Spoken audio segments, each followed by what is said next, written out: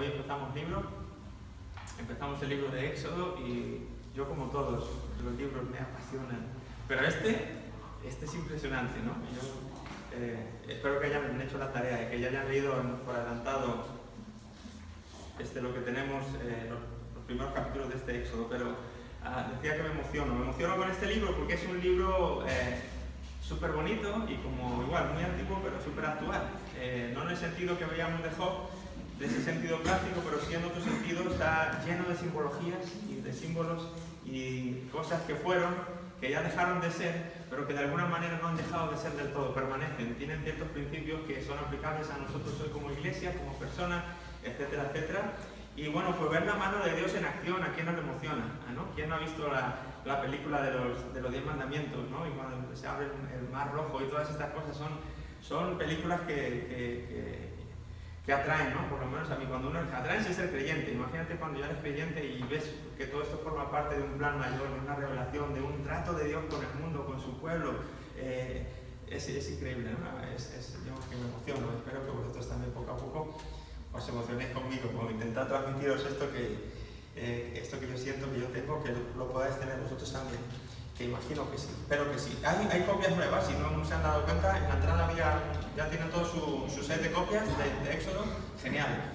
Pues gracias, por cierto, gracias por las colaboraciones. Está habiendo suficiente para hacer las copias, aún sobra, yo lo tengo en casa todo guardadito y de ahí voy cogiendo para hacer las copias. Hoy, como verán, las intenté hacer un poquito más amenas, para que no sean tan áridas así blanco y negro.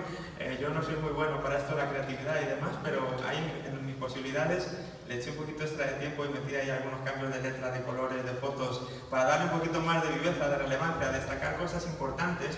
Y también pues porque como hay un sobrante, pues podemos hacer esto, que son un poquito más caras las de color, pero bueno, pues ahí metí algunas para que vaya tomando otro colorcito el manual, que no sea tan árido. Así que poco a poco vamos mejorando, poco a poco lo vamos componiendo y haciendo. Y no quiero perder más tiempo porque quiero entrar ya en el libro de Éxodo, que como tenemos ahí va a ser el libro de la liberación. Si tienen ahí, ¿perdona? Sí, perdona, Adelaida, dime. Porque es que yo no lo entiendo, porque yo he leído un montón de veces que decía en eso, que dice que Dios endurecía el corazón del faraón. Que Dios endurecía el corazón del faraón, sí. Entonces, digo yo que si era el duro que tenía, porque Dios lo ponía así duro, no sé, no entendí bien. Sí, son esas cuestiones difíciles, ¿no? De que uno piensa, jolín, qué injusto. Que si Dios le endurece el corazón a este hombre, la pregunta era sobre cómo, cuando Dios dice que endurece el corazón del faraón, ¿cómo es esto posible, no? Entonces sí se ve como que es injusto. Si Dios le endurece el corazón al hombre, ¿qué va a hacer él, no? Pero yo creo que no es tanto que Dios le endureciera el corazón, sino que de alguna manera Dios le estaba dando oportunidades de que él pudiera cambiar su corazón, y a medida que él no reaccionaba correctamente, el corazón se le iba endureciendo. Entonces una manera de que directamente Dios lo hacía, pero no es que él aposta endureciera el corazón aposta para que él pues no pudiera dejar a su pueblo. Pero como decíamos con Job, incluso cosas que no podamos entender, seguro que aunque fuera así, eso es justo de parte de Dios. Él sabrá por qué, él sabrá cómo. Pero yo entiendo eso no como que él aposta le endurecía el corazón, sino como que él en su omnisciencia, sabiendo que él iba a reaccionar así, pero aún así le daba una oportunidad y otra, y cada vez que él reaccionaba mal o negativamente a los planes de Dios, algo en su corazón iba pasando que se iba endureciendo. Entonces, aunque Dios no lo hacía indirectamente, pues de una manera indirecta, por así decirlo, por las decisiones de él, sí era lo que le estaba pasando. Entonces, al final, bueno, Dios tiene que emplear dureza. Pero vamos a llegar a eso. Gracias, Adelaida. Vamos a llegar a eso y nos pararemos ahí. Y gracias por la pregunta, porque no surgen muchas. Cualquier pregunta que tengan, así como ella tiene, yo esto no lo entiendo. Yo me paro un momentito y lo intentamos aclarar, o nos perdemos todos juntos, lo que sea. No pasa nada. No tengan miedo. Entonces decía que empezamos ya con este libro de Éxodo. Si tienen el manual o las primeras, es que se me olvidó incluir aquí la tablita, la quería haber puesto, pero si tienen la primera tabla, esa de colores que hicimos el primer día, donde estaban todos los libros de la Biblia, pues veíamos que primero era Génesis y al lado de Génesis teníamos Éxodo y debajo de Génesis teníamos Job. Entonces Job era el que estaba a la misma altura que Génesis, por eso no avanzaba en tiempo. Pero ahora Éxodo, como veis, es el segundo de los libros pegado a Génesis. Y Éxodo va a hacer eso, va a continuar con la narrativa de Génesis exactamente donde se quedó. ¿Dónde nos quedamos? Vamos a retroceder ahora de Job, ya vamos a sacarnos a Job un poco de la cabeza y volver a Génesis. ¿Dónde se quedó el libro de Génesis? Cuando termina en el capítulo 50, ¿dónde está el pueblo de Dios? ¿Qué está ocurriendo? Venga, ¿quién me lo dice? ¿Muere José? Ok, pero antes de morir José, ¿qué ha pasado? ¿Qué ha hecho con su familia? La trajo, ¿verdad? José trae a toda su familia, a Jacob, a todos los que tenía ahí, y los introducen en las tierras de Gosén, dice Génesis. Ahí entonces es donde digamos que se queda, cierra la narrativa de Génesis con la familia de Job, ahí Jacob y todos sus hermanos y todo su clan, pues ahí acomodados, por así decirlo, en la tierra, y ahí se terminaba Génesis, correcto. Entonces el libro de Génesis ahí termina y Éxodo lo retoma justamente ahí. El nombre Éxodo es de un nombre griego, exodo, es como que ex es fuera de, y odo significa camino, entonces como camino hacia afuera, por así decirlo, ¿verdad? Un éxodo es un camino que alguien emprende para ir hacia afuera, para salir de un lugar, entonces de ahí el nombre éxodo, es porque el pueblo de Dios de alguna manera va a emprender un camino hacia afuera, de donde estaban en ese momento, donde les toma la narrativa que es en las tierras de Gosén, en Egipto. Entonces empieza diciendo que, bueno, pues los nombres de los hijos de Israel que entraron en Egipto con Jacob, cada uno entró con su familia y empieza a nombrar en el capítulo 1 toda la gente que estaba, digamos, que José se había traído. Dice que fueron 70 personas, aquí en el versículo 5, todas las personas que le nacieron a Jacob fueron 70 y José estaba en Egipto, ¿vale? Entonces ahí justo Éxodo retoma la narrativa donde le había dejado el libro de Génesis. ¿De acuerdo? Contándonos que hay 70 personas ahí y que José murió, como dice aquí, y todos sus hermanos y toda aquella generación. ¿De acuerdo? Entonces ahí ha pasado el tiempo, se han muerto José, sus hermanos y toda esa generación, hay una generación nueva. Y bueno, pues los israelitas se están multiplicando, están creciendo, están teniendo hijos, ya pues de 70 pasaron a 100, después a 1000, después a no sé cuánto, el caso es que iban progresando. Y ahí entonces es donde Éxodo toma la narrativa directamente donde Génesis la deja. Pero antes de entrar vamos a ver algunos datos de este libro, como hemos visto en los demás libros. Es decir que la autoría, como vimos en Génesis, se le atribuye a Moisés. Moisés va a ser el autor más aceptado de los 5 primeros libros. Ya dijimos que estos 5 primeros libros de la Biblia, Génesis, Éxodo, Levítico, Números y Deuteronomio, son 5, Pentateuco, 5 libros, son los libros de la ley, los 5 se le atribuyen a Moisés, ¿de acuerdo? Génesis, Éxodo, Levítico, Números y Deuteronomio. Así que Éxodo es un libro que se le atribuye a Moisés. ¿Qué periodo de la historia está abarcando el libro de Éxodo? Pues igual, según las fuentes que consultes, yo veo ahí como si hubiera dos teorías, como 200 años de diferencia entre unos teólogos y otros, entre unas ramas y otras. Pero vamos, yo la que me pareció que más oportuna o más seguían era esta. Desde la muerte, el periodo que cubre Éxodo es desde la muerte de José, aproximadamente en el 1875 antes de Cristo, hasta que el Israel acampa, el acampamiento. Bueno, hasta que acampa Israel en Sinaí, que es en el año 1440, ¿de acuerdo? 1440. Ese es el periodo que cubre, por así decirlo, el libro. Lo que pasa es que aquí directamente se saltan muchos años, ¿verdad? Porque te está diciendo que son 70 y que ya José, y pasó toda una generación, entonces ahí han pasado años rápidamente. Pero sí, desde el versículo 1 hasta el final del libro, lo que está cubriendo son más o menos 400 años, más o menos, 400 y pico. Muy bien, ¿cuál es el contenido? ¿De qué nos habla el libro de Éxodo en general? Lo más común, tema más general es la liberación de Israel de Egipto. ¿De acuerdo? Estaban en Egipto, Dios había prometido liberarles, y lo que va a hacer en el libro de Génesis es demostrarnos cómo Dios libera a su pueblo, saca a su pueblo de Egipto para llevarle pues donde les quiere llevar, a la tierra prometida, y a continuar el plan que él había hecho con Abraham, ¿de acuerdo? Así que este es el contenido del libro, básicamente. También la constitución como pueblo de Israel por medio del pacto de la ley. Hay un pacto ahí en Sinaí, que ya lo ven, todo esto lo vamos a ver despacio. Y luego las instrucciones para la construcción del tabernáculo, vamos a ver qué es eso, que será el lugar de la presencia de Dios, vamos a ver en qué consiste y todo. Vale, esos son, digamos, el contenido así más, digamos, genérico del libro. Esos 3 puntos serían el contenido reducido. Los énfasis que hace el libro, pues distintos. En medio de ese contenido, los énfasis que hace el libro son estos: el rescate milagroso de Dios, de su pueblo, de Egipto, por medio de un hombre, y que es un libertador, que su nombre será Moisés. Moisés es el instrumento que Dios escoge, la persona que Dios escoge para llevar a cabo su plan de liberar a su pueblo de Egipto y llevarle a la tierra prometida. Después también el énfasis es la entrega que Dios hace de la ley a este pueblo en el monte Sinaí. El tabernáculo también como el lugar de la presencia de Dios y cómo adorarle. ¿Cómo se hace eso de adorar a este Dios que ahora nos lleva de aquí para allá y que ha retomado, por así decirlo, el contacto con nosotros? ¿De acuerdo? Recuerden que el pueblo se había quedado ahí, pero ahora, como enseguida vamos a ver en Éxodo, el pueblo empieza a pasar calamidades, el pueblo empieza a crecer. Hay un faraón que ya no conoce a José, han pasado muchos años y ya un faraón dice: ¿quién es ese José? Que el tiempo va borrando todo, a veces desgraciadamente el tiempo borra las situaciones y todo. Y aquí pasó eso, que este José, de ser tan famoso, de ser la mano derecha del faraón, pues pasan los años, generaciones y otras, y de repente pues el faraón que hay ya ni sabe quién era José, ni qué pasó, qué faraón había hace 4 generaciones. Entonces, de alguna manera no se da cuenta de qué hacen esos hebreos ahí, no conoce la historia y empieza a cambiar su situación. Entonces, todo eso lo vamos a ver también. La entrega de la ley, hemos dicho, el tabernáculo como lugar, la revelación del carácter de Dios, ¿verdad? La revelación de Dios y su carácter. Vamos a ver también la tendencia que el pueblo tiene continua a rebelarse y a quejarse, y luego el juicio de Dios y la misericordia hacia su pueblo cuando éste se rebelaba. Estos son énfasis que hace el libro de Éxodo en cuanto a estos temas que toca básicamente. Hay un bosquejito, como siempre, para que tengamos ahí una idea general. Sabéis que siempre me gusta ir de lo amplio, de lo grande, luego lo vamos estrechando y vamos entrando en los detalles. Entonces, a vista de pájaro, un bosquejito de este libro podría ser este. Primero, los 6 primeros capítulos vemos es el llamado de Dios a este libertador, a este Moisés, que es la pieza que él va a usar para sacar a su pueblo.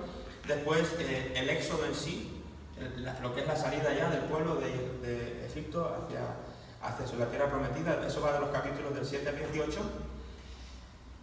Después vamos a ver el pacto que Dios hace con este pueblo en el Sinaí. Esto abarca desde el capítulo 19 hasta el capítulo 40 y de alguna manera todo el libro de Levítico. Ahora vamos a explicar eso. Dentro de este pacto, por así decirlo, que Dios hace con el pueblo, hay varias cosas. Están los 10 mandamientos, está el libro del pacto, con todas las leyes que el pueblo tiene que cubrir o satisfacer para ser beneficiarios del pacto, etcétera, etcétera. Después hay una rebelión, una ruptura y una renovación del pacto. Recuerdan que ahí hacen un becerro y se corrompe el pueblo y entonces, surgen unas dificultades. Y después el tema de la construcción del tabernáculo, del 24 al 31 y del 35 al 40. ¿Vale? Entonces, más o menos la lectura es fácil, el hilo es fácil de llegar hasta los capítulos estos, que son 32 y 34. Ven que está ahí como intercalado, ¿verdad? Está hablando del tabernáculo y del libro del pacto en los capítulos 21 y 23.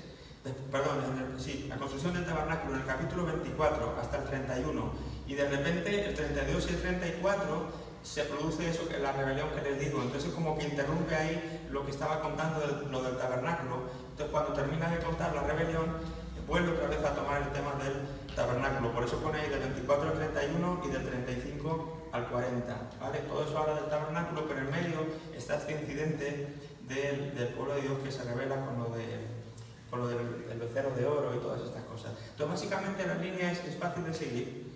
Es una narrativa más o menos, no es compleja, se puede leer así como lo vas entendiendo todo y es como una historia. Se complica un poquito en esta parte, como digo, cuando empieza con las leyes sociales, las leyes de aquí, las leyes de allá, ahí se hace un poquito más árido. Pero hasta que llegamos a ese punto del Sinaí, la historia, como decía, es emocionante, es fascinante, es interesante y es muy facilita de seguir hasta que llegan al Sinaí. Ahora lo vamos a ver con mapas, lo vamos a ver todo despacio, ¿vale? Si se están perdiendo alguno ahora, no se preocupen, que yo estoy diciendo así ahora todo el libro entero de una vez y yo sé que, pero tengo esta laguna, tengo esta otra laguna. No se preocupen, que lo vamos a ver todo despacito. ¿De acuerdo? ¿Alguna duda, alguna pregunta? ¿Todo bien? Narrativo también. Correcto. Eso lo iba a decir, es el estilo del libro, es un libro narrativo, por lo tanto vamos a seguir los principios que estuvimos viendo haciendo con el libro de Génesis. Al leer ahora este libro podemos volver, si queréis, a las primeras hojas donde ponía género narrativo, entonces ahí vemos un poco lo del protagonista, el antagonista, la metanarrativa, todo eso que veíamos cuando veíamos Génesis se aplica también a este libro de Éxodo, ¿de acuerdo? Se aplica a ese libro de Éxodo. Gracias por el detalle porque no lo había puesto aquí. ¿De acuerdo? ¿Veis esto que hace aquí? ¿Todo eso me ha pasado? ¿Y yo no me doy cuenta? ¿Y no así solito pasando o qué? Perdón. Ahí estamos, ¿no? El marco. El crecimiento y la opresión de Israel en Egipto. Entonces ahora sí vamos a empezar la historia como estábamos empezando antes, los capítulos 1 y 2. Entonces hemos dicho que este libro continúa la narrativa de Génesis. El pueblo, como he dicho, ya ha pasado el faraón, ha pasado José, nadie se acuerda, y el pueblo empieza a crecer, los israelitas empiezan a prosperar y ya son un montón, ya no son una familia de 7, ya son casi un ejército. Entonces resulta que llega este faraón, cuando se da cuenta de esa gente, dice, oye, toda esa gente que hay ahí, ¿quién son? ¿Esto que están haciendo eso? Están ahí en nuestra tierra, es un pueblo vecino, son un montón. Como les diera un día por rebelarse contra nosotros, estos vienen y nos hacen con el poder, están siendo una amenaza. De haber sido ahí una familia pues, de pobrecitos que hemos dado albergue porque no tenían dónde ir, ¿verdad? Como pasó en su día, ahora resulta que esta gente ha crecido tanto que están siendo una amenaza. Por lo tanto, el faraón dice, esto no puede ser, hay que empezar aquí a hacer algo porque no podemos permitir que eso pudiera llegar a suceder. ¿Qué va a hacer el faraón? Va a empezar a machacarles. Bueno, pues vamos a empezar a, digámoslo así, a subyugarles, vamos a ponerles trabajos forzados, vamos a hacérselo pasar mal para que esta gente no siga así tan fácil prosperando y sigan aquí a gusto y lleguen un día a dominarnos. Así que las cosas se empiezan a complicar para el pueblo de Dios, ¿verdad? Se empiezan a poner difíciles. Hasta ahora había sido todo muy fácil, habían venido de pasar hambre con Jacob a entrar a esas tierras fértiles donde no tenían escasez de alimentos, no les faltaba de nada, pero ahora las cosas han cambiado. Es por lo que decimos muchas veces, como la vida, las vueltas que da, y que nunca sabemos qué es lo que nos va a deparar el mañana, y que hoy estamos muy a gusto a lo mejor aquí en Weimar, pero ¿qué tal si las cosas cambian y de repente cuando estábamos bien ahora estamos mal? ¿Verdad? Eso siempre puede pasar, y eso una vez más lo vemos aquí, como este pueblo ahora es un pueblo sufriente, ahora es un pueblo que lo está pasando mal, es un pueblo que está queriendo de alguna manera que esa situación cambie porque se empieza a ser muy difícil. De hecho, empiezan a buscar estrategias más fuertes del faraón todavía contra ellos y dice, vamos a ver, no solamente trabajo forzado, vamos a impedir que este pueblo siga creciendo. ¿Cómo impedimos que este pueblo crezca? Bueno, pues vamos a empezar a por los niños que nazcan. A los varones que nazcan los matamos y así pues no hay hombres, futuro no habrá guerreros, no habrá maridos que puedan tener hijos, esposas, etcétera, etcétera. Entonces bueno, empiezan a dar orden a las mujeres que vayan a atender a las hebreas en el nacimiento, que cuando vayan a coger a los bebés que les hagan, ¿verdad?, alguna picia y así ya no hay bebés. Pero ¿qué pasa? Que las parteras dicen que cuando van a hacer esto tienen temor de Dios y no hacen esto. Entonces incumplen, por así decirlo, lo que el faraón estaba mandando, ¿verdad? Eso nos puede entrar nos puede introducir algún tema moral, ¿no? En nuestros días de que, a ver, si yo entonces tengo que estar, la Biblia nos enseña de estar sujetos a las autoridades, ¿no? Pero a veces uno dice, ¿pero hasta qué punto? ¿No? Entonces yo siempre digo que tenemos que estar sujetos a las autoridades donde quiera que estemos, siempre y cuando lo que nos manden a hacer no contradiga la palabra de Dios. ¿De acuerdo? En el momento que lo que una autoridad me está diciendo contradice la palabra de Dios, para mí la palabra de Dios tiene que ser la máxima autoridad, mi máxima autoridad. Por lo tanto, yo tengo que estar en la autoridad siempre que esa persona, por así decirlo, esté eso. Pero ¿qué pasa aquí? Que cuando me están mandando a acabar con la vida y la palabra de Dios me dice que no puedo hacerlo. Bueno, estas mujeres temieron a Dios y dice que no lo hicieron. Así que dice que Dios bendijo su familia por ese gesto. ¿De acuerdo? A las parteras, qué bueno, estas mujeres valientes que no tuvieron miedo del faraón y dijeron, no hombre, no, por esto sí que mira la carita, ¿cómo vamos, verdad? Pero hoy tenemos el tema del aborto, imagínate que es algo, pues, no, a mí se me va a la mente a estos, ¿quién quiere hacer daño a los niños? Pues hoy tenemos el aborto tan extendido y en otros países, ¿no? Tan fácil de hacer y qué triste y qué pena, ¿no? Pero siempre son estrategias del enemigo, porque detrás del faraón no es el faraón, ¿sí? No es el faraón, siempre está se dan cuenta de la metanarrativa, de lo que hablábamos del personaje principal, del protagonista, el antagonista. ¿Ves? Eso es una vez más.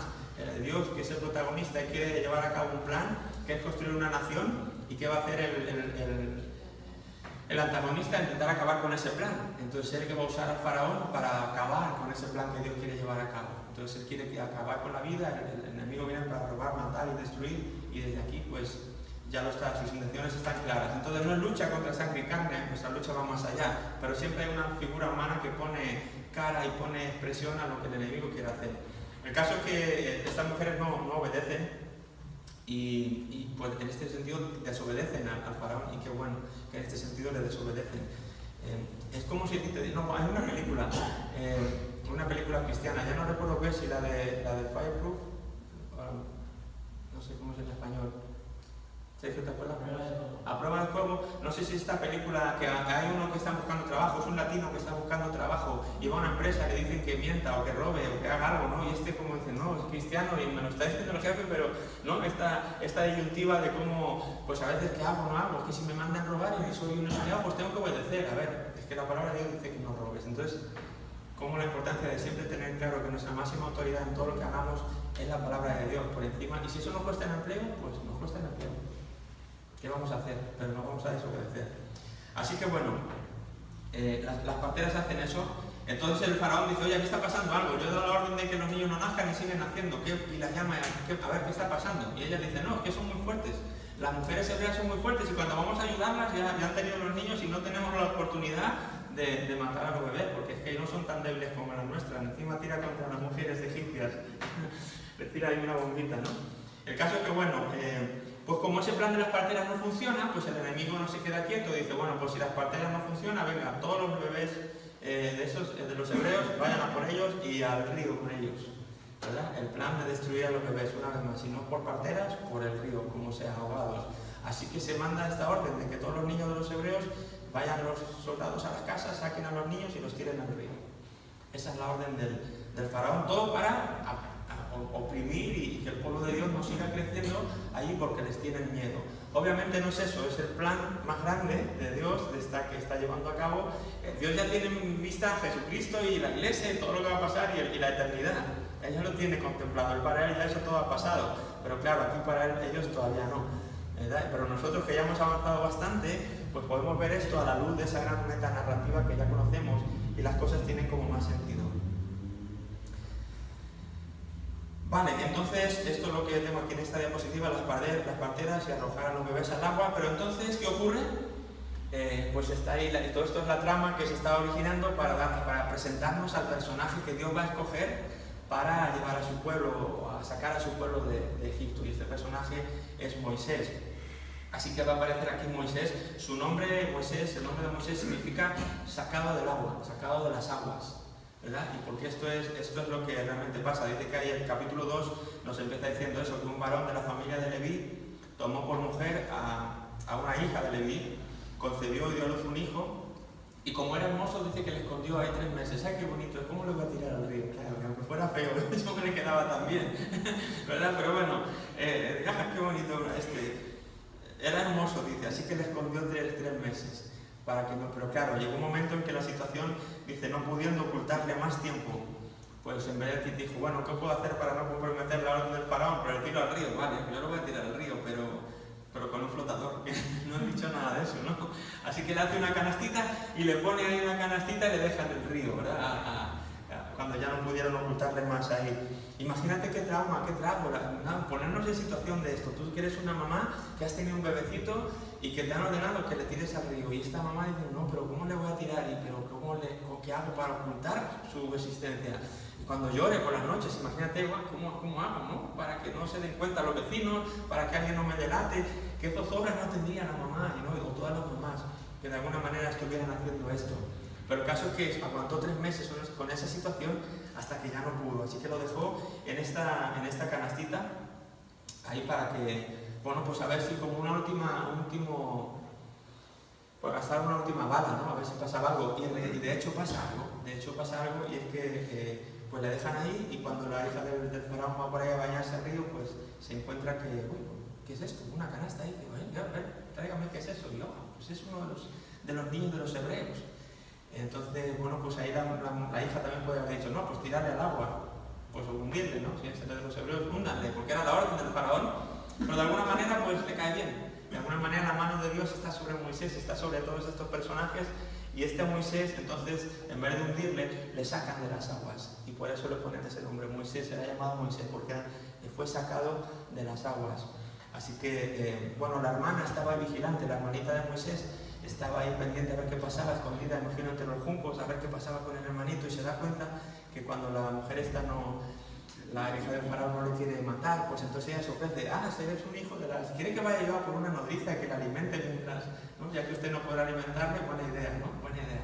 Pues sí, venga, entonces, bueno, pues si quieres, yo lo llevo con una nodriza, sí, pues llévelo, y cuando ya no necesite pecho, pues entonces ya me lo traes al palacio. Genial, entonces ¿a quién busca? Pues a su mamá, qué bien, ¿no? La hermana como ahí pensó, hicieron todo este plan. Así que, bueno, pues la mamá pudo aguantarle más tiempo, pudo tenerle más tiempo, y ya al menos saber que aunque le perdiera físicamente, que no pudiera criarle en su casa hasta que se casara y se fuera de ahí, por lo menos no había muerto, por lo menos le había evitado la muerte. Y ya no solamente eso, sino que ahora sabía porque iba a crecer en el palacio del faraón, y yo imagino, ¿no? Es como, pues imagínate en Estados Unidos, de algún latino de los mexicanos sobre todo, que suelen entrar a los Estados Unidos y no pudieran tener mucha posibilidad de prosperar ahí, y el presidente de la nación pues se cambia, no, pues venga, que se críe conmigo en la Casa Blanca, ¿no? Entonces, claro, imagínate una familia que no tenga casi recursos o que está ahí de alguna manera mal, ilegales o algo, que de repente su hijo le va a crear el presidente. O sea, imagínate las universidades que le va a dar de mayor, las posibilidades, o sea, imagínate, ¿no? Qué cambio para ese niño. Pues de alguna manera la mamá, yo creo que pensaría todo esto también, vaya cambio que le espera a mi hijo, de ser aquí un hebreo que estamos aquí pues oprimidos y que nos están explotando y que estamos trabajando para esta gente, pues ahora de repente se va a criar con el faraón, ¿no? El palacio. Así que bueno, pues entonces se cría como un egipcio privilegiado, dice aquí, por esta misma razón. ¿De acuerdo? Entonces pues crece ahí, después de que ya le llevan, Moisés va creciendo ahí, pero claro, él sabe que no pertenece a él. Él sabe que podrá tener todo el lujo que quieras y podrá vivir todo lo bien que quieras, pero sabe que su pueblo es el del otro lado. Sabe que su pueblo son los que están siendo azotados, sabe que su pueblo son los que están siendo maltratados y siendo oprimidos, etcétera, etcétera. Entonces, ahí hay un incidente, la Biblia nos cuenta que hay un incidente donde ve que están peleando, o un egipcio está maltratando a un hebreo, y va a defenderle y le mata. ¿Verdad? Le mata, le esconde en la arena porque pues me le ha cargado al egipcio por defender a su pueblo, mata a uno de los suyos, no sé si de los suyos o no, un egipcio, ¿no? Entonces le mata, le esconde en la arena, y en otra ocasión que hay dos hebreos peleando, oye, no peleéis el uno con el otro. ¿Qué? ¿Tú qué dices? ¿Me vas a matar a mí como mataste al egipcio? Entonces Moisés se da cuenta que están problemas. Caray, yo pensé que no me había visto nadie, pensé que había ocultado ahí el cadáver y ahora me doy cuenta que me han visto. Entonces, claro, el faraón se entera de que Moisés ha matado a uno de los suyos por defender a un esclavo a los que él se está intentando, es como una traición para el faraón. Así que el faraón va a querer ir a por él, y es lo que hace es huir. Se va corriendo, huye de ahí, y entonces lo que va a ir es se va a ir al desierto. Se aleja de Egipto, se va al desierto y cambia su vida totalmente. ¿Veis por lo que decimos, ¿no? De la vida, como hoy estamos aquí, mañana podemos estar acá, y dentro de otro podemos ver quién sabe. La vida, nunca tenemos nada por seguro, nunca tenemos nada por sentado. Nunca digamos, mañana iremos y entraremos y haremos. La Biblia dice, siempre dice, si Dios quiere, haremos esto, si Dios quiere, haremos aquello. Porque la vida tiene estos vaivenes. Entonces, bueno, estos son estos primeros capítulos, el capítulo 1 y 2 de Éxodo nos está contando todo esto. Dice que años después, siendo ya un anciano, viviendo en el desierto del Sinaí, será escogido como el libertador de Israel, cuando era un candidato con muy pocas probabilidades de serlo. Algo que refuerza el tema central que veíamos en el libro de Génesis, ¿no? Como a veces pues Abraham estaba mintiendo, el otro lo que tú quieras, ¿verdad? Era un hombre que dices tú, a ver, si Dios tuviera que escoger a un libertador, ¿escogería a esta persona? A un hombre ya con 80 años, se calcula que pasó como unos 40 años hasta que salió de Egipto. O sea, estuvo como 40 años en Egipto, con 40 años se fue al desierto y estuvo de los 40 hasta los 80 en el desierto, y a los 80 es cuando Dios le llama para liberar a su pueblo, para liberar a Israel de Egipto. Así que no era un candidato, como era un fugitivo, era un criminal. Había matado a alguien, estaba perseguido, estaba huido para que no le mataran, había salido corriendo para salvar su vida. Este era Moisés. Era pastor en ese momento, había pasado los últimos 40 años de su vida pastoreando ovejas y diría yo, libertador, ¿qué me estás contando? No era el más apto probablemente, pero es que esto es una de las cosas que me encanta de Dios, que siempre escoge a los que parece que no, a los que menos pinta tienen, a los que es que según nosotros a lo mejor pues, es que no está preparado, es que le falta el carisma, es que le faltaría aquello, es que tú no sabes lo que pasó con su familia, es que tú no sabes lo que él hizo. Y Dios nos dice, ¿y este? ¿Y el otro? ¿Y el otro? ¿Y el otro? Si Dios desea hacer algo contigo o conmigo, ríndete. No pierdas tiempo. Ríndete. Dile, Señor, tú sabes más. Quizá yo no lo entiendo, yo no me veo el más apto para esto, pero si tú lo dices, tengo muchos ejemplos que avalan que pueda ser yo. Sí, y el enemigo siempre va a querer hacerte ver que no eres tú el apto, que no eres tú el indicado, que no eres tú la indicada, que siempre hay otra mejor, que siempre hay otro mejor para lo que Dios quiere hacer. Pero ¿sabes qué? Si Dios te ha cogido a ti, colabora. Acuérdate de estas historias, acuérdate de Moisés, acuérdate de Abraham, acuérdate de Jacob, acuérdate de quien tú quieras que Dios haya usado. Acuérdate de Pedro, acuérdate de Pablo, acuérdate de David. Ponme el ejemplo que quieras. Mientras no sea Jesús, lo que vas a encontrar es un ser humano con fallos y defectos y virtudes y cosas buenas como tú y como yo. ¿Sí? Pero si Dios dice puedes, no le creas al enemigo. Si Dios dice puedes, tú puedes. Adelante con lo que sea. No le creas al enemigo, créele a Dios. Así como Moisés es un ejemplo más precisamente de esto, de que sí se puede. ¿Alguna pregunta? Me he dejado algo ahí por el manual ¿no? Que haya puesto ya. Como lo he estado modificando, a lo mejor hay algunas cositas, frases que he puesto por ahí que no he llegado a meter aquí en la PowerPoint. Si hay algo que me voy saltando, pues me decís, oye, aquí pone esto que no me has dicho, pues me lo decís. ¿Vale? ¿Bien hasta aquí entonces?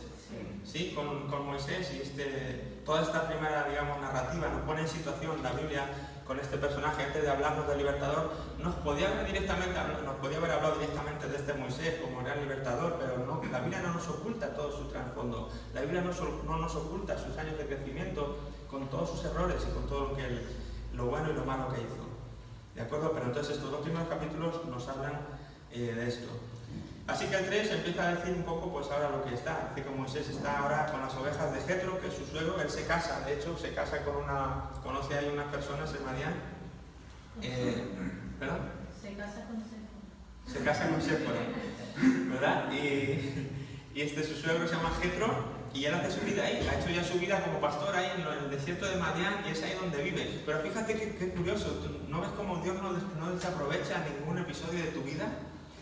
Esto es lo que decíamos el otro día también con Job, como a veces hay cosas que nos pasan en la vida que no entendemos y probablemente no lo vamos a entender hasta dentro de muchos años, o a lo mejor lo van a entender tus hijos o 3 generaciones después que vengan a vivir, yo no sé cuándo, pero yo me imagino que estos 40 años para Moisés no tuvieron mucho sentido. Pongámonos en el pellejo de Moisés, él que hiciera como rebobinar en su mente a su propia vida y que diría, a ver, yo mi vida no la entiendo, a ver, Señor. O sea, me libras de la muerte desde pequeñito, como si tuvieras un propósito conmigo, ¿no? Porque me tuve yo que salvar. ¿Cuántos niños no morirían? O bien por las parteras, o bien por ahogados en el Nilo. ¿Cuántos niños de su generación no morirían? Pero yo no morí. Yo enviaste a la hija del faraón, hiciste lo que hiciste, le caí en gracia y me salvaste. Me salvaste, me diste una educación increíble, me crié en la corte del faraón. Me crié con todo lujo de todo, alimento, de ropa, de vestido, de educación, todo lo que una persona pudiera haber querido, necesitado en ese tiempo. Me colmaste de bienes y de repente permites que por defender a alguien mi vida se convierta en un fugitivo. Y ahora esté aquí en un desierto con un pueblo que nunca conocí, que no tiene nada que ver conmigo, cuidando ovejas, cuando yo estaba, yo qué sé, liderando ahí en Egipto. Señor, ¿qué pasó? Fue un accidente en mi vida entonces. Fue casualidad entonces lo que me pasó, porque ya han pasado, imagínate el primer año, cuando Moisés pensaba esto, ¿qué hago aquí? 1 año, 2, 3, 4, 5, 6, 7, 40, 41, 40 años, se dice pronto, yo lo he dicho pronto, pero han pasado 40 años en el desierto, cuidando ovejas. Yo imagino que en el año 38, 39 le estaría diciendo, bueno, pues todo fue una sin razón, todo fue los batallas de la vida, todo fue casualidad. ¿Quién sabe? Pero estos años en el desierto, dime tú para qué me han valido. Mejor llévame ya contigo, ya no tengo propósito en esta vida, ¿qué hago yo aquí? ¿Cuidar ovejas? A lo mejor te ha dicho eso también, ¿qué hago yo aquí en un trabajo? No sé, en una papelería, vendiendo cuadernos. Señor, te has equivocado conmigo. Señor, si yo creí que cuando te conocí, que tú me salvaste, me diste esta palabra, y han pasado 7 años ya, y aquí estoy vendiendo cuadernos en una papelería. Habrá sido casualidad, ¿no? Pongámonos en la vida de lo que estamos leyendo, de lo que está pasando. Pero siempre hay un pero. Y Dios aparece. Cuando no perdemos la fe en Él, Él sabe lo que está haciendo. Y más cuando le hemos entregado nuestra vida, Él sabe lo que está haciendo. Y lo que Moisés no sabía es que todos esos años ahí en el desierto eran de preparación para lo que venía después.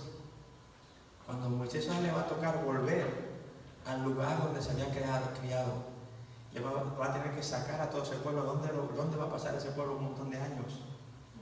Él va a ser el líder de un pueblo, de un montón de gente. ¿Por dónde?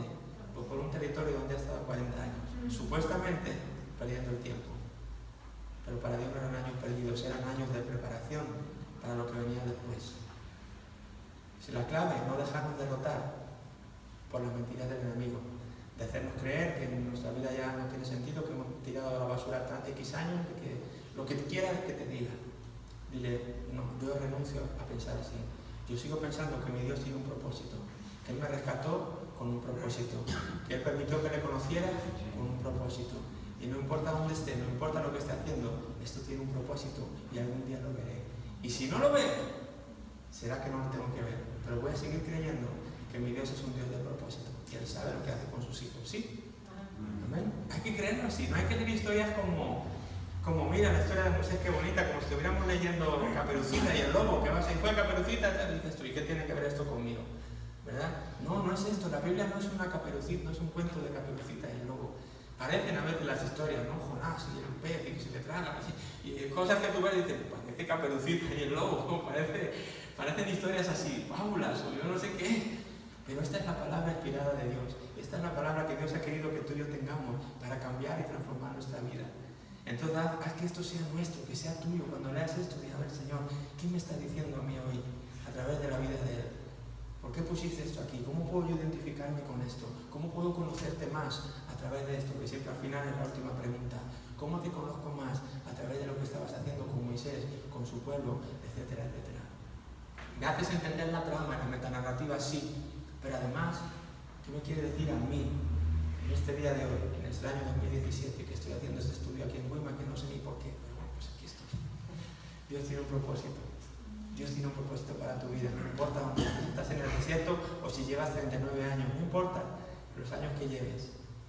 Permite que Dios siga haciendo la obra en ti y en mí. Aquel que la buena obra empezó, será fiel en terminarla, ¿verdad? En ti y en mí. Pero es un proceso de renovación, es lo que compartía el domingo. Tenemos que como cristianos aprender a renovar nuestra mente, porque es el campo de batalla preferido del enemigo. Es donde Él va a venir a machacarnos e intentar vencernos aquí arriba. Si Él consigue vencernos aquí arriba, nos vence en todas las áreas de nuestra vida. Pablo por eso decía, renuévense, transformaos, cambiad de forma al renovar vuestra mente. Es como si tú fueras una larva,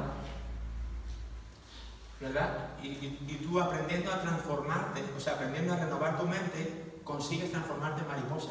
Puedes hacer mucho más siendo mariposa que siendo larva. Tienes mucha más capacidad de volar y de descubrir el mundo y de hacer cosas, ¿verdad? Pero tiene que haber, para que haya una transformación, tiene que haber una renovación de tu mente. Y si no aprendemos como cristianos a transformar, a renovar nuestra mente, pues toda la vida somos larvas que no se transforman. Pero en el momento que aprendemos a renovar nuestra mente, es que entonces vemos la transformación de nuestras vidas y empezamos a cambiar. En nuestra vida se producen cambios y somos capaces de hacer más cosas de las que el enemigo nos está diciendo, porque el enemigo siempre te va a decir que eres larva y que no puedes pasar de ahí. Pero tú dile no, la palabra de Dios dice eso, que Él está trabajando en mí. Aquel que la buena obra empezó en mí será fiel en completarla, la va a terminar, estoy en proceso, no estoy acabado. Sí, todavía no vuelas, ya, pero estoy en proceso. No soy una larva que se va a quedar así de por vida, porque estoy en las manos de mi Dios y Él está trabajando en mí y Él está obrando en mí y Él tiene un propósito con mi vida. esté en el desierto, esté en el monte, en la cima de la montaña, esté donde esté, yo tengo un propósito para Dios, porque Él me salvó con un propósito. Muy bien, ya que ves, ya me meto a predicar, pero no quiero, pero es que no quiero perder la oportunidad de hacerlo. Muy bien, 3 y 6 estamos, no, aquí no quiero pasar. Entonces tenemos ahora el llamado de Moisés. Todo esto ha sido como una preparación. Moisés no sabe nada de esto. Moisés está con su vida, lo que decimos, están metidos en estos pensamientos que hago yo, mi vida ya, 80 años ya. O sea, ¿cómo vas a llamar a un viejito ya de 80 años para hacer una obra así tan grande como la que tú quieres hacer, ¿no? Entonces ahora va a ser realmente el momento de la verdad, porque ahora Moisés, igual que Abraham o otras personas, pues Dios le lanza el llamado. Moisés, quiero hablar contigo. Así que de los capítulos 3 al 6 lo que vamos a ver es esto, el llamado de Moisés. ¿Qué aspecto destacamos aquí? Bueno, ¿cómo es el llamado? ¿Se acuerdan cómo es el llamado? La zarza, ¿de acuerdo? ¿Dónde está? ¿Dónde estaba Moisés? ¿Dónde estaba Moisés en el momento que es llamado?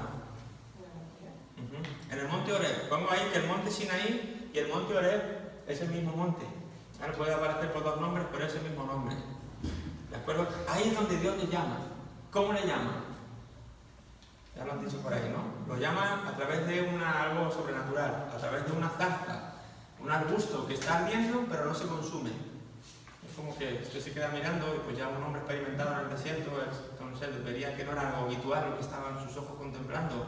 Entonces, a ver, ¿qué es esto? O sea, a ver, si sigue igual, si sigue, a ver, espérame, o sea, jugaría los ojos, ¿qué es esto? ¿No? Entonces él se acerca a ver qué está pasando y es Dios que le está llamando. Moisés, quítate el calzado de tus pies, que el lugar donde está santo es, y ahí empieza el principio del cambio. Después de 40 años, viejito y todo, como tú quieras, empieza el cambio, empieza el llamado de Dios para su vida. La revolución va a comenzar. Este hombre no tiene ni idea de lo que le espera. No tiene ni idea. Él había salido ese día por la mañana, pongámonos en su vida, se había levantado como hoy. Ya 80 años otra vez a cuidar ovejitas, otra vez, venga, vamos, qué rollo, qué rutina, yo no puedo con esto, Señor, ven pronto ya. Y yo diciendo, no sabes la que te espera todavía. ¿Cómo que venga pronto? Tengo mucho que hacer contigo. Pero él no sabía nada, él se levantó, él cogió las ovejas. ¿Dónde me toca llevarlas hoy? Pues vamos allá al monte tal, que allí hay un poquito para que pasten. Venga, vamos hasta allá, hasta el monte Sinaí, a llevar a las ovejitas. Y ahí va, ¿no? Y esperando a que coman ahí sentaditos. Y de repente, es en un segundo. Esto es lo que me encanta de Dios, que no sabemos cuándo, que es un Dios de la expectativa, que yo siempre he pensado que, Señor, tú eres un Dios que lo puede cambiar todo en un segundo, no necesitas procesos largos. Aún en una enfermedad que los médicos hayan diagnosticado como incurable, es que me da igual lo que los médicos hayan dicho. Me da igual que haya estado 30 años malo. En el Nuevo Testamento lo tenemos. Aquí esta persona, o 18 años como médico, había gastado todo y no podía, sí, pero en un instante su vida cambió. Y ese instante puede estar a un instante de ocurrir. No perdamos nunca la fe, porque nuestro Dios no es cualquier Dios. Si tuviéramos un Dios de palo o algo así, pues todavía Dios, ¿no? Pero nuestro Dios no es un palo, no es un ídolo, es un Dios, es el Dios del universo, es el Dios que crea todo, es el Dios que con una mirada te sana, con una mirada te cambia, con una mirada te desarma. Cambia tu existencia, tu realidad. ¿Quién le iba a decir a este hombre que esa mañana cuando se levantó iba a comenzar una de las mayores aventuras de su vida y que le iban a recordar por el resto de la historia y que iba a ser uno de los grandes personajes de la fe? ¿Quién se lo iba a decir la noche antes? Nadie.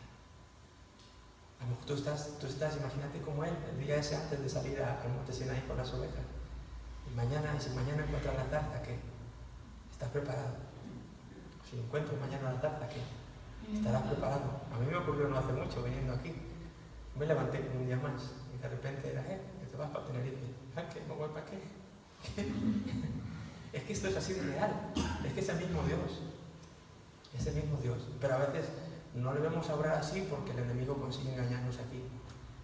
Consigue tapar los accesos que Dios está queriendo tener. No lo consigue, ¿no? Porque al final Dios lo da la vuelta. Dios siempre su plan se va a seguir adelante.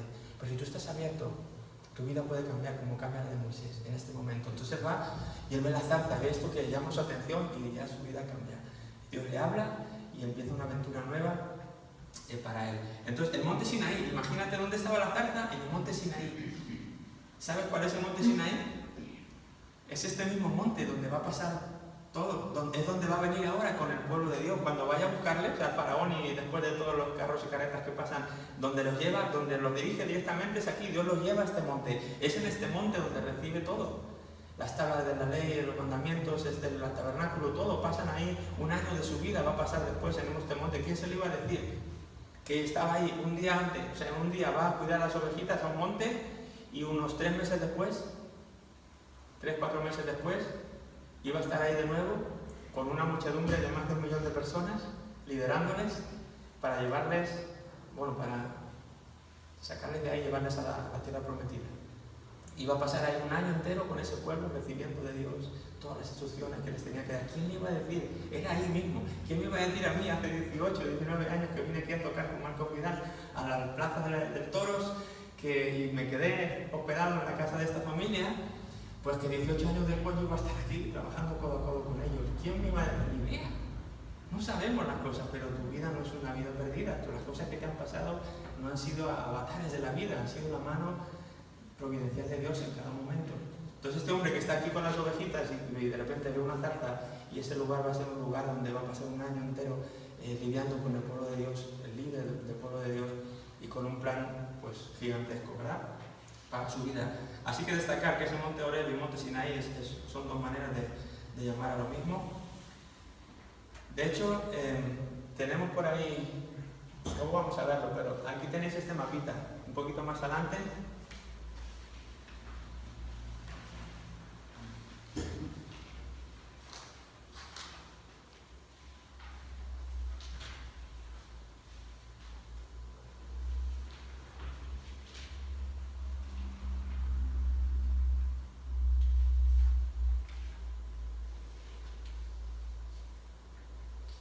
Esto tenía un puntero, pero no lo tiene ya, no tendrá pila. Bueno, luego vamos a ver la ruta y todo eso cuando veamos la salida, pero Abraham estaba allí arriba en Canaán, ¿lo ves? Allí arriba Canaán, de ahí es donde viene Abraham, y luego desde donde traen a Jacob y vienen aquí a las tierras de Gosén, ahí es donde estaba el pueblo de Israel, donde estaba la familia de Jacob y donde crecen y donde ahí se multiplican, etcétera, etcétera. Desde ahí es donde Moisés va a sacar al pueblo. Cuando Moisés sale huyendo de allí, de las tierras de Egipto y de Gosén, cuando él sale huyendo para librar su vida y se va al desierto, donde dice que encuentra a su esposa y se casa, a su suegro y todo, es aquí en el desierto de Madián, es en esta zona. Desde esta zona de Madián, está aquí todo ese desierto, ahí es donde él hace su vida. Fijaros que lejos, no se fue un poquito más, se fue lejos de Egipto. Y ahí es donde él, pues eran sus tierras, donde él pastaba con el ganado, donde hacía su vida durante 40 años. De ahí de las tierras de Madián, un día pues decidió llevar a sus ganados aquí al monte Sinaí, al monte Oreb, allá abajito. Entonces él se daría la vuelta, bajaría y estaría ahí, pues según él, pastando con las ovejas y haciendo su trabajo cotidiano, y no sabía que todas esas tierras pues iban a ser las tierras donde luego Dios le iba a llevar con todo el pueblo de Dios al monte Sinaí, ahí abajo. ¿De acuerdo? Entonces ese es el recorrido que luego lo vamos a ver. Así que ese es el monte Sinaí, es lo que les digo. Luego vamos a ver que el recorrido desde ahí, desde Gosén hasta el monte Sinaí, se tarda más o menos 3 meses. Es el tiempo que tardan. Es el tiempo que tardan en llegar desde Gosén hasta el monte Sinaí con todo el pueblo. Pero bueno, eso lo vemos después. Más o menos para que nos situemos en el mapa, en los territorios que estamos rodeando, ¿vale? Así que Dios se le revela a sí mismo en esa zarza. Uy, se me está yendo el tiempo, no me puedo creer. ¿Quedan 5 minutos para las 8? ¿O para las 9? Empezamos más tarde. ¿Empezamos más tarde? Bueno. ¿Qué dice ahí? Dios se revela a sí mismo ¿a quién? A un Moisés desprevenido. Me encanta eso, ¿no? A un Moisés desprevenido. Él no se lo esperaba, él no estaba sobre aviso. Moisés, un día voy a ir y ya tengo... Nadie le había dicho que Dios tenía un plan para su vida, nadie le había dicho que tenía planes para él. No había tenido palabras proféticas así de que te voy a usar o te voy a... Él ya como tuviera un sentimiento así de llamado. Él estaba en su vida, él estaba desprevenido. Pero ahí de repente Dios se le acerca, Dios se le revela a un Moisés desprevenido. Incluso le da a conocer su nombre, el nombre de Yahweh, que significa el Dios que existe por sí mismo. Yo soy el que soy, ¿verdad? ¿Quién eres tú? Yo soy. No, pero que yo soy qué, no, que yo soy. ¿Pero qué yo soy? Yo soy el que soy. Es una manera de decirle, yo soy el Dios que existe por mí mismo. Nadie me ha creado, yo soy un Dios diferente. Él tiene que aprender a encontrar a quién es este Dios, que quizá de oídas había oído, pero ahora era un Dios que quería hablar con él de una manera personal, a través de la zarza. Tenemos el tetragramatón que son las cuatro las 4 consonantes del nombre sagrado de Dios, le quitaron las vocales porque con los años los hebreos, los judíos consideraron que era un nombre tan santo y tan sagrado que no querían ni pronunciarlo. Entonces, para no pronunciarlo, le quitaron las vocales para no poder pronunciarlo. ¿Sí? Eso se hace ahora también, ¿no? Pues ahora se está poniendo, o sea, la gente se cree que se está de moda ahora, pero eso ya lo hicieron desde aquí los judíos. ¿No han visto ahora esto que le quitan las vocales a las cosas y se queda así como... Bueno, yo conozco un bar que era Sabores, o Mango, ¿no? Y ponen en la tienda Mango, que es MNG, ¿verdad?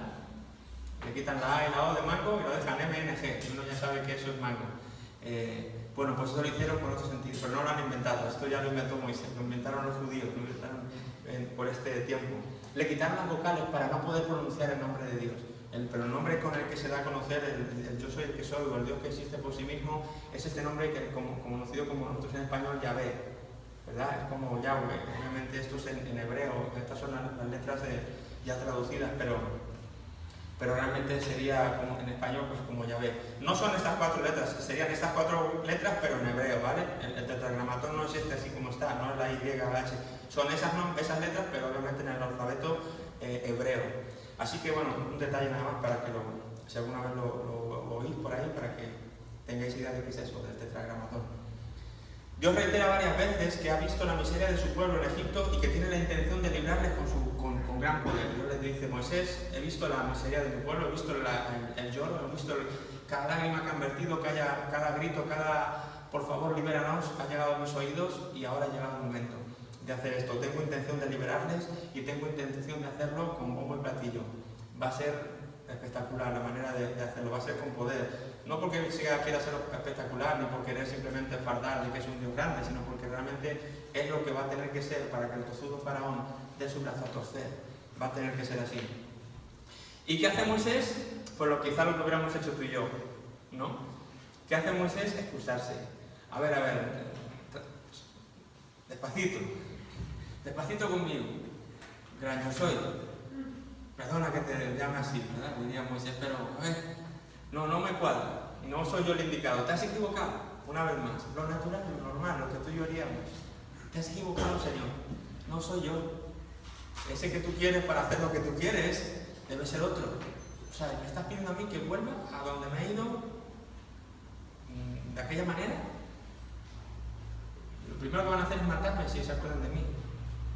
No soy yo, Señor. Aparte yo ni empieza a poner sus excusas, ¿no? Yo soy torpe de boca, de lengua, no sé hablar, tartamudeo, lo que tú quieras, ¿no? Él empieza a poner sus armas, o sea, empieza a sacar sus armas, así como tú y yo hacemos a veces, ¿no? Que Dios te va a usar para esto. No, yo no. Yo, líder de jóvenes, no. No, yo dar un estudio, no, Señor, te has equivocado. Si soy gente mucho más preparada que yo, ¿cómo yo voy a dar un estudio bíblico si yo no estoy preparado? Si yo soy lo que tú quieras decir.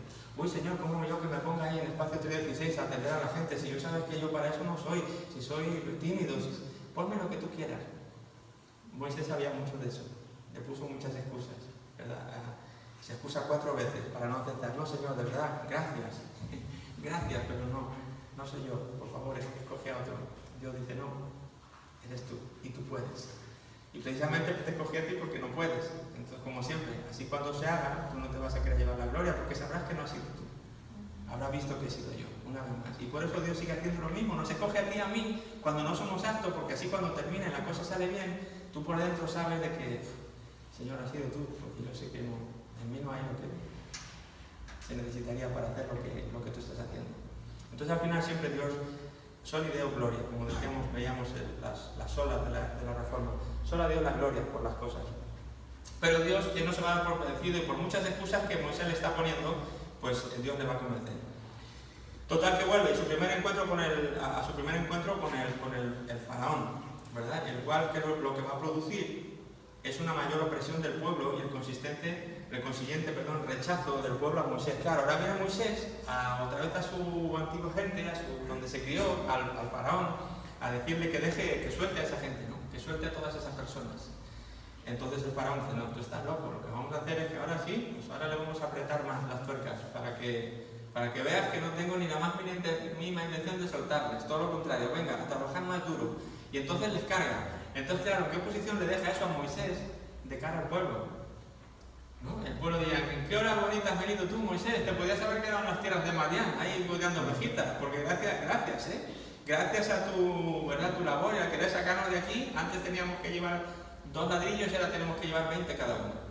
Y gracias a ti, ahora que antes hacíamos 8 horas, estamos haciendo 12. Muchas gracias, Moisés. Imagínate qué posición más difícil. Pero Moisés está haciendo lo que Dios le ha dicho. Moisés es un mandado.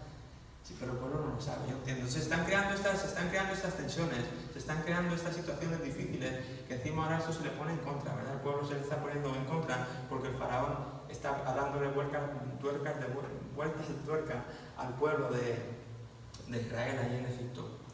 Así que dice, el hecho de que Moisés, siendo un padre israelita, ni siquiera hubiera circuncidado a su hijo, en estos versículos nos hace ver una vez más lo poco que estaba preparado para esta tarea, ¿verdad? Él como que estaba desconectado de lo que era el pueblo de Israel, llevaba 40 años fuera, no lo valoraba como quizá la gente lo valoraba, le había dicho Dios que hiciera esto, que circuncidara a sus hijos y no lo había hecho. Era como un poco desastre, le ves así como, vaya modelo, ¿qué se ha cogido Dios? Si ni siquiera circuncida a su hijo y le pone excusas, no es el modelo ideal, una vez más. No es el candidato que digas tú, ojo, que bien, ole ahí, Moisés, bravo, te elegiríamos otra vez para hacer la tarea porque ojo que bien la has hecho. No lo está haciendo bien, pero es que eso a Dios no le limita. Es que eso es lo grandioso de Dios, es que a Dios no le limita nuestras limitaciones. Es que no impide, lo que Dios quiere hacer lo va a hacer igual. Seas tú como seas, sea yo como sea. Mi torpeza, mi ineptitud no va a limitar a Dios, porque Él la va a suplir. Es más, cuando yo soy débil, Él dice que es más fuerte todavía en mí. Entonces es mejor porque es su fuerza y no mi fuerza. ¿Sí? Una vez más. Así que aunque no estaba nada preparado, por reiterar una vez lo mismo, que da igual, aunque puso excusas, aunque no estaba preparado, aunque no lo estaba haciendo bien, Dios dijo, eres tú. Y a través de ti lo voy a hacer. A través de ti lo voy a hacer. ¿De acuerdo? Así que empieza la aventura. Terminó su vida como pastor, terminó su vida en el desierto de Madián, con su esposa y el suegro y las ovejitas y toda su vida de 40 años, y de repente está empezando una nueva vida, otra vez en Egipto, ciudad o zona que ya conocía de niño, y enfrentando ahora con una misión muy distinta, con una tarea muy difícil, muy ardua, pero Dios estaba con él y Dios es lo que le quiere asegurar. Así que bueno, más o menos hasta el capítulo 6, esto es lo que cuentan estos 3 capítulos. Y a partir del 6 al 15 pues sería ya lo que es la liberación de la esclavitud, que ya lo vamos a dejar para el miércoles que viene. Preguntas, aportaciones. Alejandro. Bueno, que yo estaba viendo la película, pero hay cosas que no. Eso, que Moisés se fue para el desierto, solo. En la película lo hacen que el hijo del faraón lo echa, algo así. Sí, bueno, entre la película y la Biblia, tú fíjate de la Biblia. No, pero yo nunca lo había leído. Claro, correcto. Sí, exacto. A veces llevan al cine muchas películas e historias de la Biblia, muchas películas basadas en historias de la Biblia, y hay algunas que son más fieles, como todo, ¿no?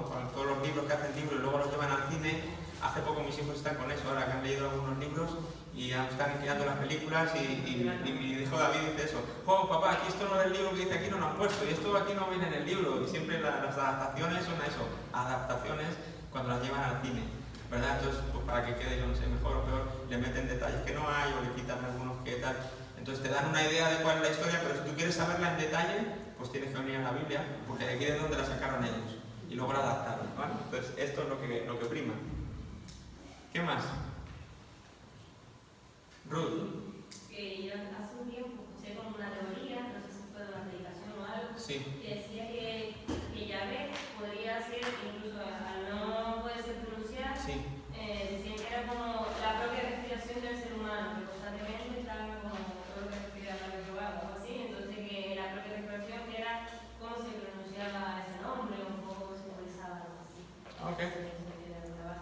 No, nunca lo había oído. es que hace tiempo tampoco con los Sí. detalles, pero... Puede ser, nunca lo había oído esta teoría, pero obviamente yo no sé todo. Entonces es posible que sea así. Pero lo que conozco yo de esto es eso, ¿no? Que le quitan las vocales para no poder pronunciarlo, le quitan la A y le quitan la E de Yahweh o de Yahvé, y lo dejan con esas 4 letras, que entonces era una manera de no profanar el nombre de Dios, porque era tan santo que decían que eso, cuando lo pronunciarlo le vamos a restar santidad, entonces no queremos ni pronunciarlo, solamente que se pueda escribir y que no pueda salir de nuestra boca ese nombre, porque es demasiado santo. Pero en sí, el nombre que Dios le da significa, pues eso, lo que hemos visto, ¿no? El Dios que existe por sí mismo, o yo soy el que soy, como si soy, yo soy, no necesito nada, yo existo por mí mismo, nadie me ha creado. Puedes tener muchas interpretaciones también, ¿no? Pero esa no la había oído nunca. Buscaré a ver si encuentro algo de eso. ¿Quién más? ¿Alguien tiene algo más? ¿Sí? Alejandro. Debe haber preguntas, pero pues, yo le doy la película. No, o sea, Vale, vale. sí me dice también. Es que Ok. no lo leí ayer, ¿cómo es? Ayer empecé a leer eso. Ok. Pero eso sí dijo Dios dice que, ¿cómo es? Verbo es, ¿no? ¿Cómo es? Verbo es. Pero es verbo, ¿verdad? Verbo era Dios. El verbo era Dios y Dios. En el principio era el verbo, y el verbo era Dios, y el verbo era con Dios, pero eso es Juan, ¿no? Así es de Juan. Sí, ese es el Evangelio de Juan. Así Así empieza el libro de Juan. En el principio era el verbo, y el verbo era con Dios, y el verbo era Dios. Logos. No, porque hay una película. Okay. No vean la película, ¿cuál es? Dime la versión que es. No vean la película versión ¿cuál? Que mezcla Éxodo con Juan. Ojo, al dato. Ok, no está bien. Muy bien, pues si nadie tiene nada más que aportar, cerramos aquí. Gracias a todos por venir y seguir eso. Para el miércoles que viene seguimos avanzando. Nos hemos quedado en el 6, como veis. Pues hay un tramo aquí del 6 al 15, si os queréis leer esos 10 capítulos, del 6 al 15, pues lo que tenemos que cubrir. Si podéis hacer más, pues mejor, porque a lo mejor avanzamos más del 15, pero si no, pues por lo menos eso del 6 al 15 sería bueno que trajeran, ¿vale? Muy bien, pues que Dios les bendiga.